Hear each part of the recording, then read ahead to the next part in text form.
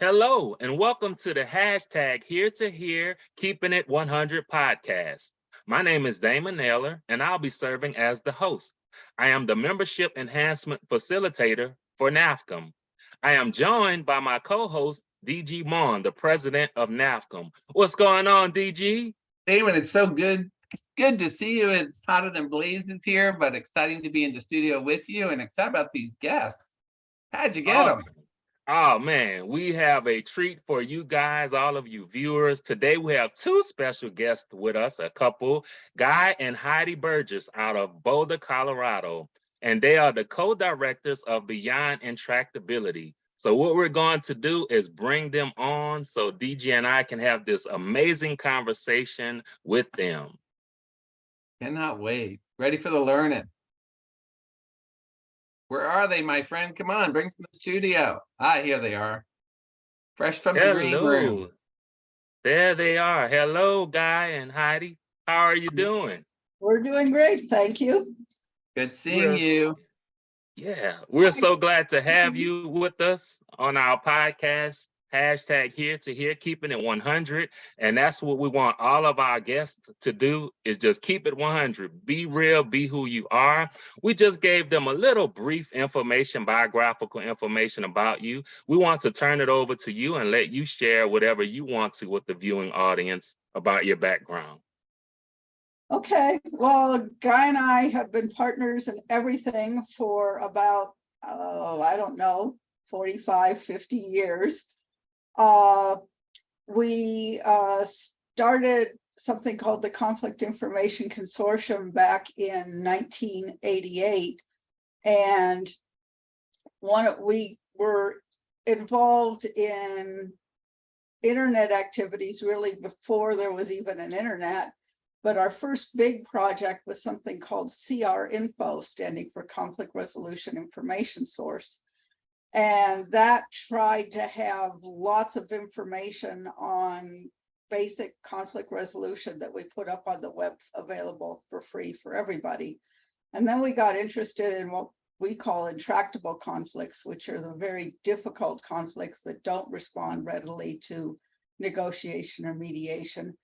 And that spawned the project that's called Beyond Intractability, which is our primary focus now.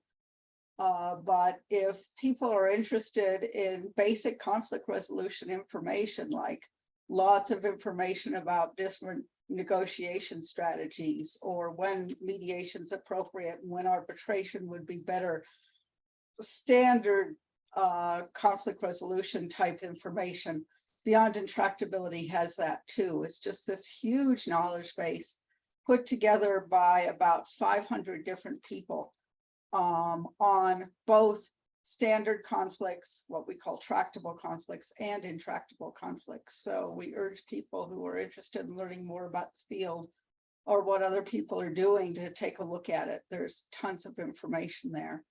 And the thing that we're most actively running now is a discussion on US primarily, but not entirely, hyperpolarization and related threats to democracy. And we have a blog on that and a newsletter. Both have the same content. If people are interested in signing up, it's on Substack. And the address is beyondintractability.substack.com. And if you can't remember that, if you can just remember Beyond Intractability and put that into Google, it will get you there, and then you can get to the newsletter and everything else from there. So that's it in a nutshell.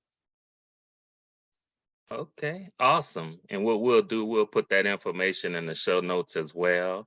Guy, did you have anything you wanted to say, or is that? No, but I might mention is that what we've been trying to do recently in conjunction with this hyperpolarization discussion is to map out what we see as a massively parallel movement to strengthen democracy and to constructively handle the difficult and often intractable conflicts that divide us.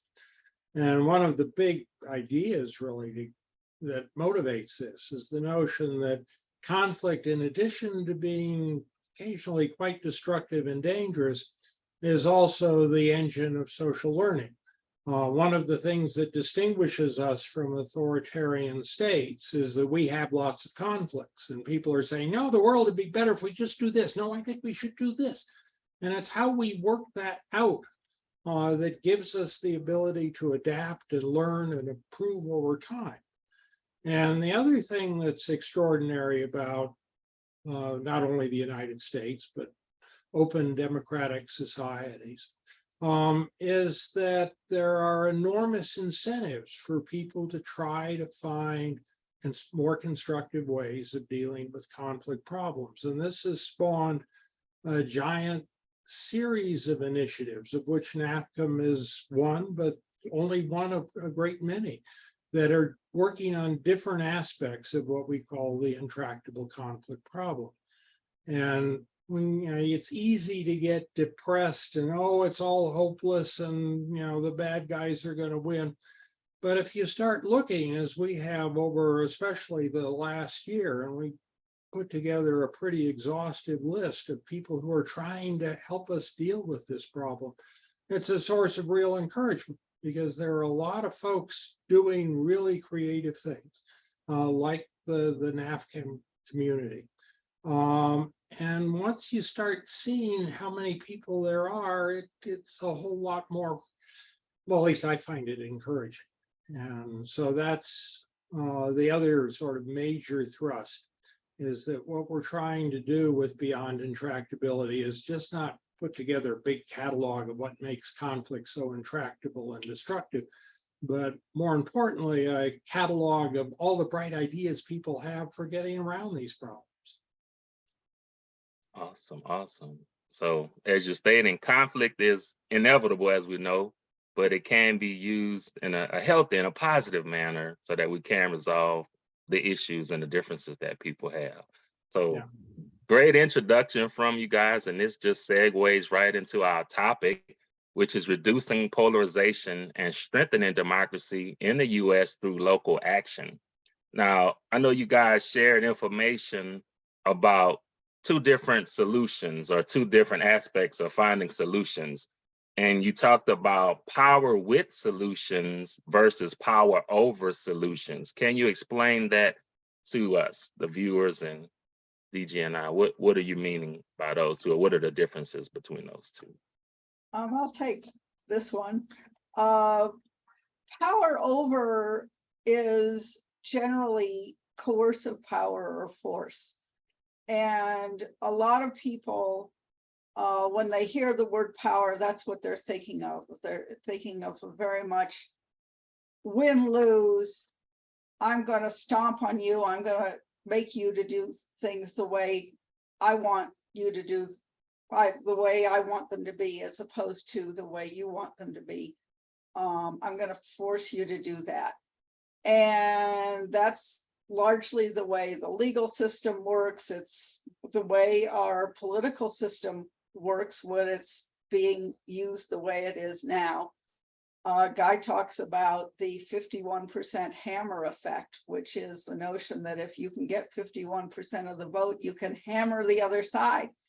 And we've seen this with each presidential election over time, is the Republican gets in and they do everything that they can to get rid of the Democratic policies that were put in place before. The Dems get in, they get rid of all the Republican policies. We're just swinging back and forth and trying to completely erase as much as we can of the other side's interests and needs and values.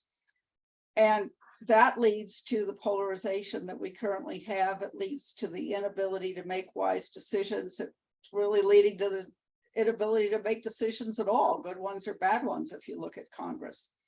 So that's a really lousy way to go about it. The power with notion is that we have more power working together than we do fighting each other. So let's try to figure out a collaborative solution. Let's try to identify our points of common ground. Let's try to figure out a way that we can both get some of what we want, most of what we want. It's basic getting to yes, integrative bargaining, where we try to figure out what people's interests are as opposed to their positions and try to get them working together. And sometimes there's also added into this the notion of power too, which is if you work together with other people, you will have the power to do more things. So power with and power to are collaborative, they're constructive, they're a way to solve our problems with approaches that everybody will accept, maybe not love, but accept, and we can move forward. And power over just has us in a protracted stalemate, us versus them struggle that isn't helping anybody. So how do you embed that within a culture that really applauds good versus evil? It sounds like power over really is very culturally aligned with there's the good guys and the bad guys. There's evil, there's non-evil.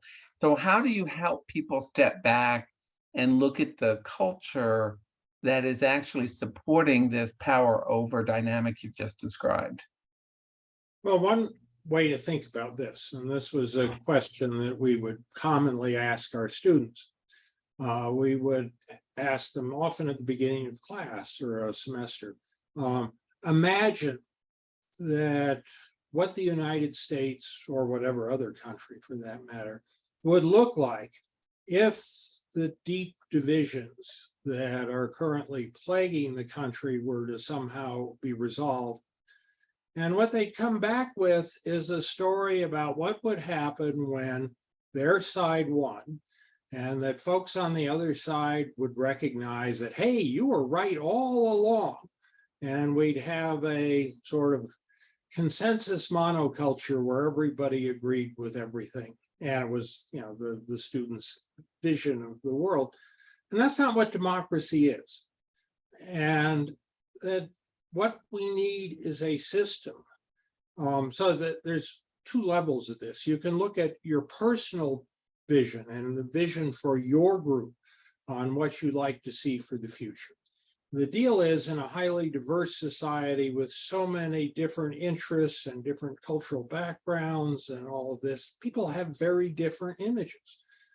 People and cultures and communities respond to changing social conditions at different rates.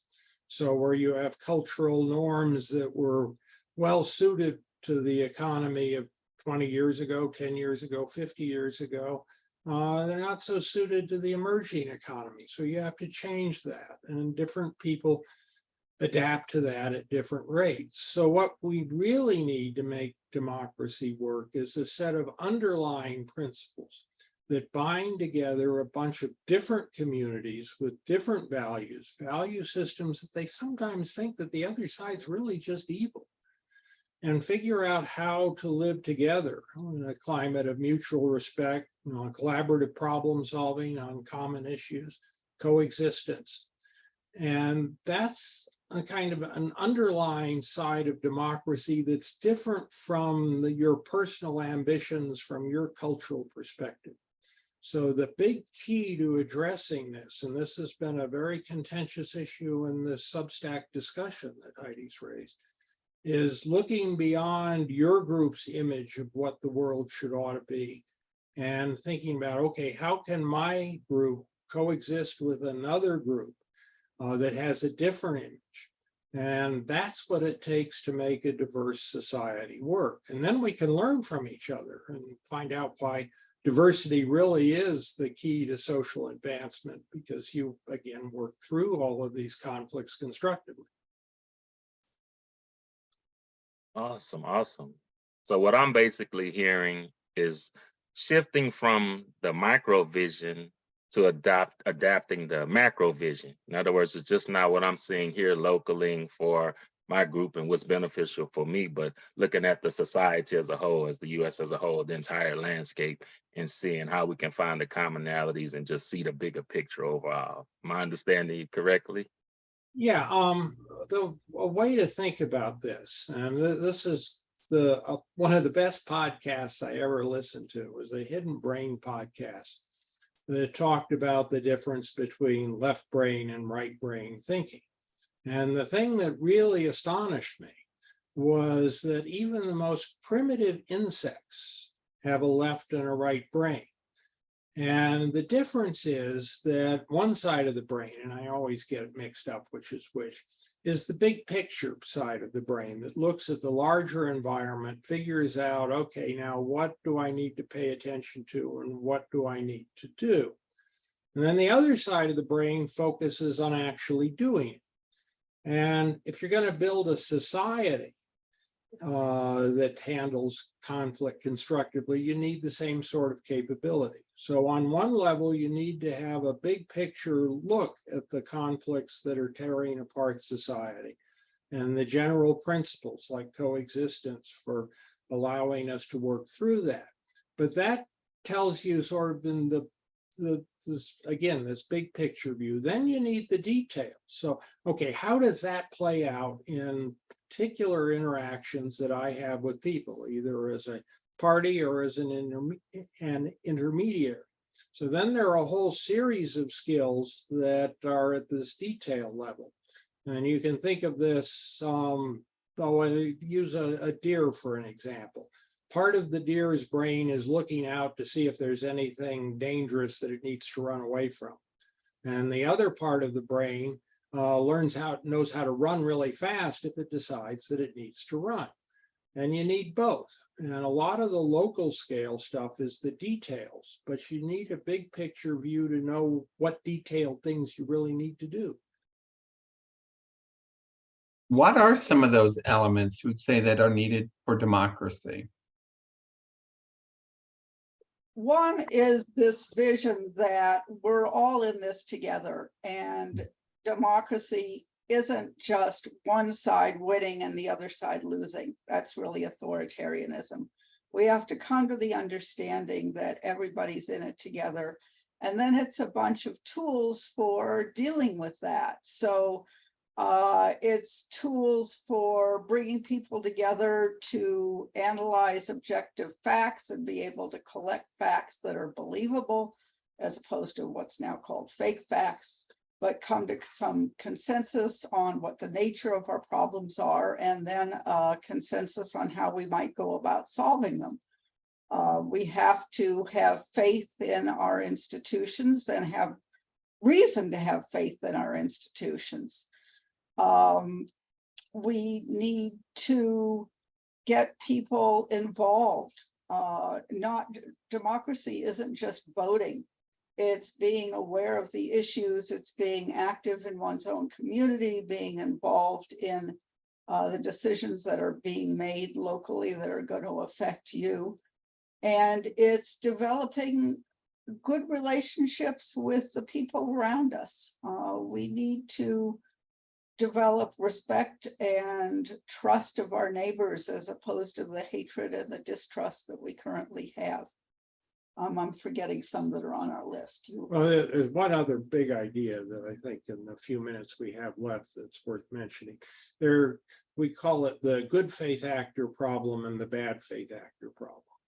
Working through contentious issues is difficult, even for people who approach this process with good faith, trying to work out a wise and equitable solution.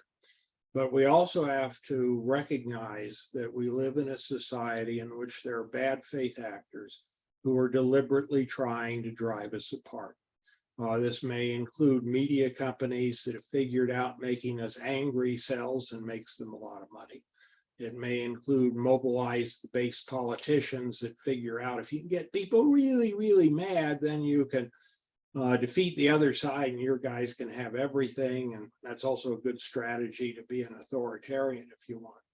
And we need to recognize that there are foreign powers that are using our high-tech information system trying to drive us apart as well. So combating the bad faith actors is something that we all can cooperate to do, and we need to not confuse people with differing views that are good faith actors and not treat them like bad faith actors, because all that'll do is drive the escalation spiral and we'll get in ever more trouble. Wow, that is so profound, so profound. And what I'm hearing is, as you're saying, a separation sells, but cohesion can be cheap. So in other words, somebody's profiting off of the divisiveness, and it really causes the polarization there and deepens that divide. Wow, very profound, very profound. This podcast, the time goes by so fast. We hadn't even touched the surface, scratched the surface. Well, we truly appreciate you guys for coming on and being with us. And before we exit, are there any final thoughts you want to share with the audience before we conclude the podcast? Hundreds, but maybe we can do this again sometime. Amen. That's what I was going to ask you. Will you come back, Damon? I would love to have you back in the studio. Sure. Wonderful. Big thing is don't get disillusioned. This is a problem that we can work through, but only if everybody decides to do their part. Yes, yes, yes, yes. And that is so true. Everyone has a role and a part. We just have to get in place and play it. Well, we truly thank you, Guy and Heidi Burgess, for being with us. DG and I, we have really enjoyed the conversation, and I know our viewers at #Here to Here, Keeping It 100 podcast have really received some insightful information from you. So we thank you again, and we will have you back for a part 2, and we may have even more parts to it. But thank you so much for your contribution. You have been wonderful guests, and I appreciate my co-host DG, and we're signing off. Back at you, brother. Thank you. Thank you.